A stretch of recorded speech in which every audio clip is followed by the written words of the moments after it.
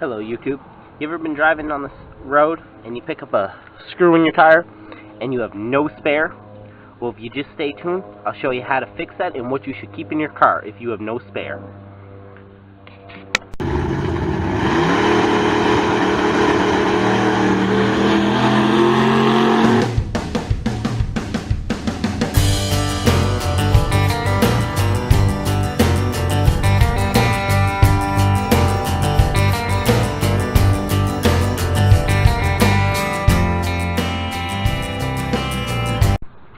Okay, YouTube. So, you're on the side of the road, you have no spare, and you have a screw in your tire. Well, you can't really drive in the rim because you'll damage your rim. So, an easy way to do this, you could have this kit that you could have. You can go buy yourself one of these pumps that plug into the cigarette lighter on your car, and then you need to get yourself some rope plugs. I only have 2 left here. Some rubber cement, and these tools. Usually you can get this here in a kit. It comes together.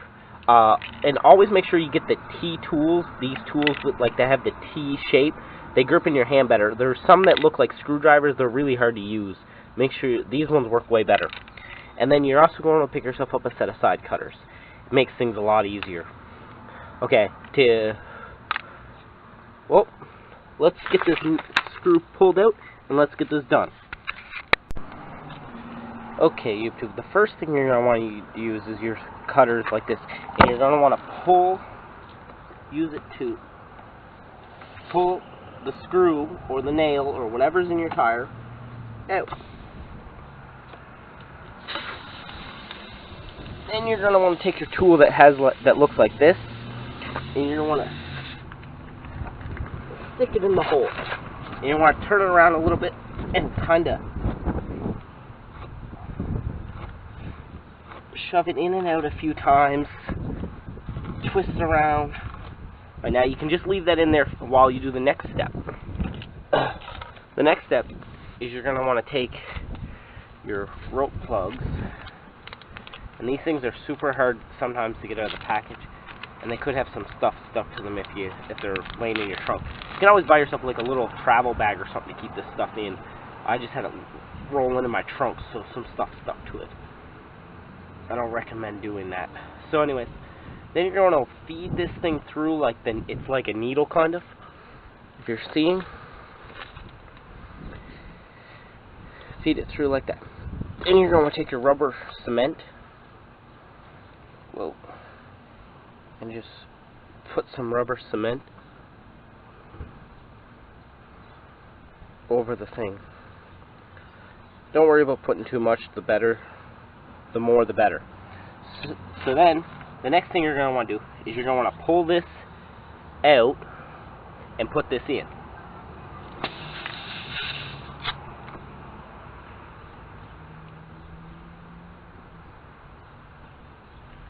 And then you can twist it around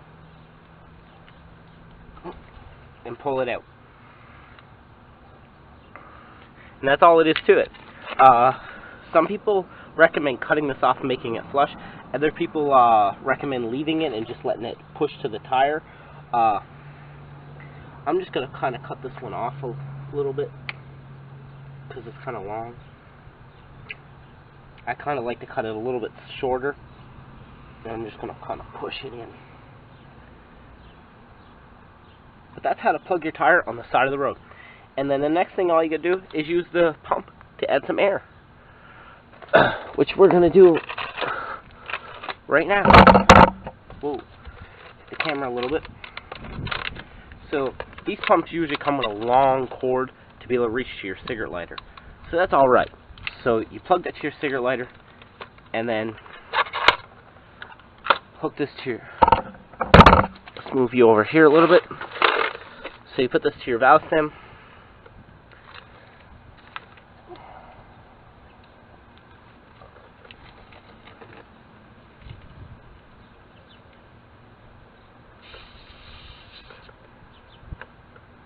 There we go. And then you just have to turn on the pump and pump up your tire back up to the proper pressure. You should always check the door panel to see where what your tire pressure is. Okay, YouTube, if you check the door panel on this car, the tire pressure for the front tires are 32 and the rear are 35.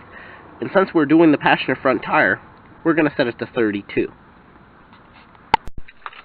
So, after plugging the adapter into the cigarette lighter, some cars you have to have the key on for this, some cars you have to have them off.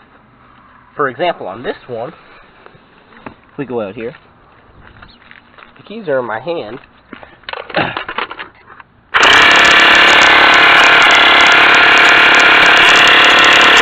And if you can see, it works perfectly fine. Another thing is the gauges on these sometimes are read off. It's always nice to have a tire gauge yourself that's a little bit more accurate. Okay, YouTube, after you think your tire is full, you can remove this, and like I said, you always want to have a tire gauge, which is a reading at 35, which is too high because it's supposed to be at 32.